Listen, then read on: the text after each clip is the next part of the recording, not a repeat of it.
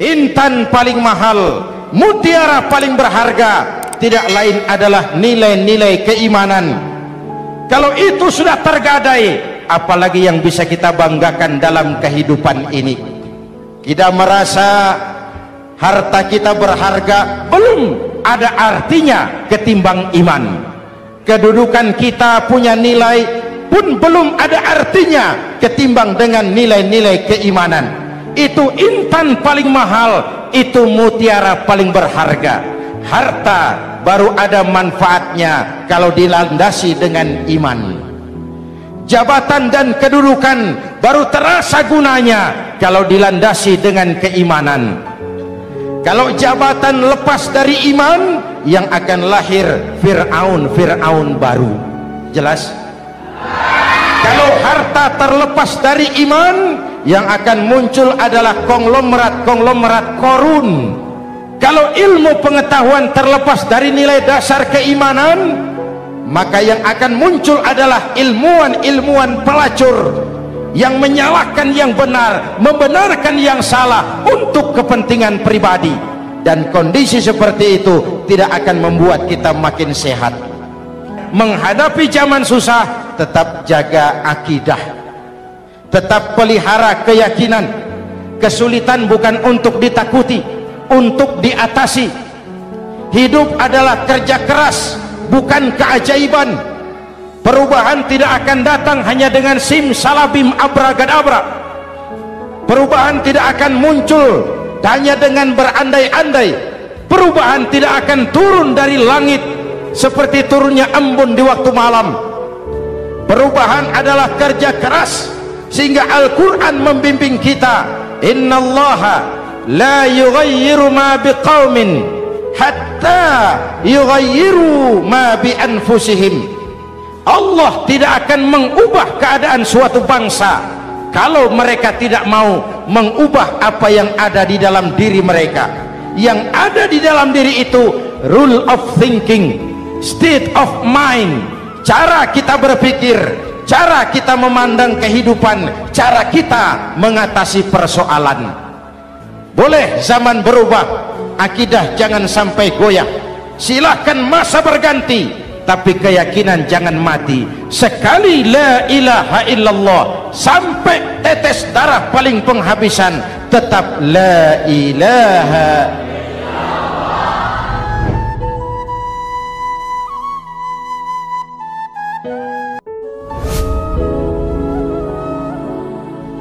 Pantas saja kalau satu hari malaikat Jibril datang menasihati Rasulullah sallallahu alaihi wasallam, yang artinya juga menasihati kita semua. Apa kata malaikat Jibril kepada baginda Nabi? Ya Muhammad, ish ma syi'ta fa innaka mayyitun. Hai Muhammad, hiduplah semau kamu, tapi jangan lupa kamu pasti akan mati.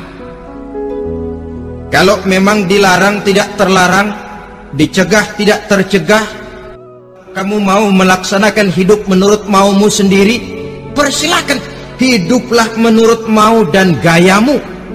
Tapi jangan lupa, fa innaka mayyitun, satu saat kau pasti bakal mati. Dan mati itu bukan akhir dari segalanya, dia babak baru bagi kehidupan selanjutnya. Silahkan hidup menurut maumu, tapi jangan lupa kau pasti akan mati. Wa'mal ma syi'ta fa innaka majziyun bih. Kerjakan apa saja yang kamu mau. Kalau kau mau menghalalkan segala macam cara, persilahkan halalkan segala macam cara. Tapi jangan lupa kau akan mendapat balasan dari seluruh amal perbuatanmu. Wa ahbib ma syi'ta fa innaka mufariquhu. Dan cintailah apa saja yang mau kau cintai. Kau cintai anak istrimu, silahkan. Kau cintai harta bendamu, tafadhal. Kau cintai tanah airmu, kau cintai pangkat dan jabatanmu, persilahkan. Tapi jangan lupa, fa innaka mufariquhu, kau pasti akan berpisah dan akan meninggalkan segala yang kau cintai itu. Apa artinya ini buat kita? Ternyata sesudah maut datang menjemput kita, ada kehidupan sesudah hidup yang sekarang ini.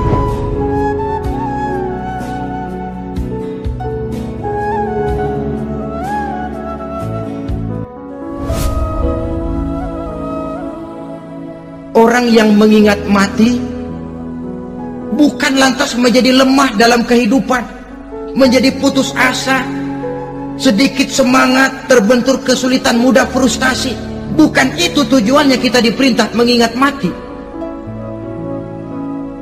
Jelasnya Islam menganjurkan kita untuk mengingat mati guna maksud-maksud yang positif, supaya orang lalu sadar hidup ini cuma sebentar.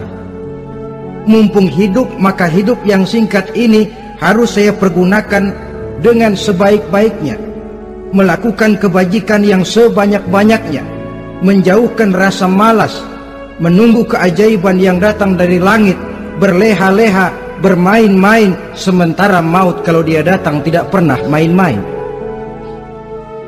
Persiapkan dirimu dengan takwa, sebab kamu tidak tahu apabila malam datang kamu masih bisa hidup apa enggak besok pagi.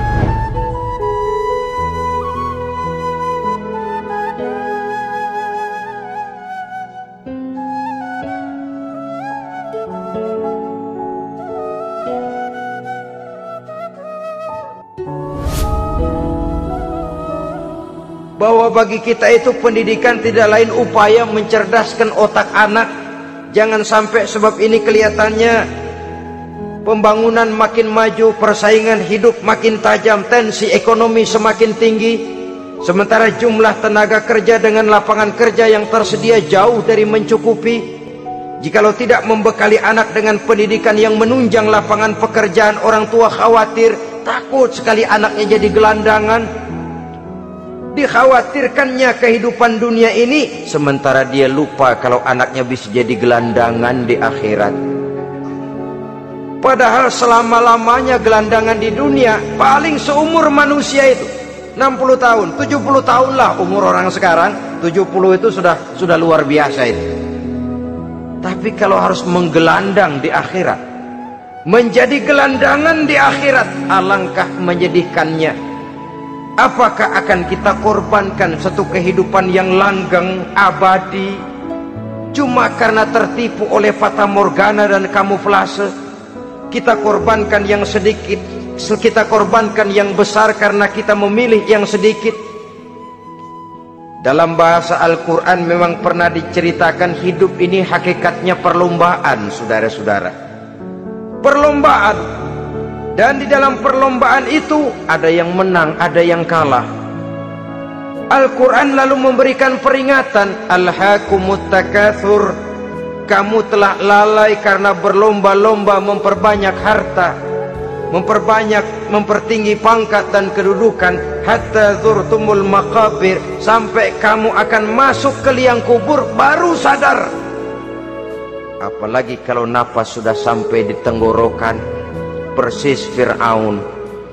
Hidup ini memang kita berlomba, berlomba dengan waktu, berlomba dengan umur, berlomba dengan tenaga, berlomba dengan tetangga. Yang jangankan kita sampai mundur, berhenti saja sejenak, kita akan ditinggalkan oleh yang lain.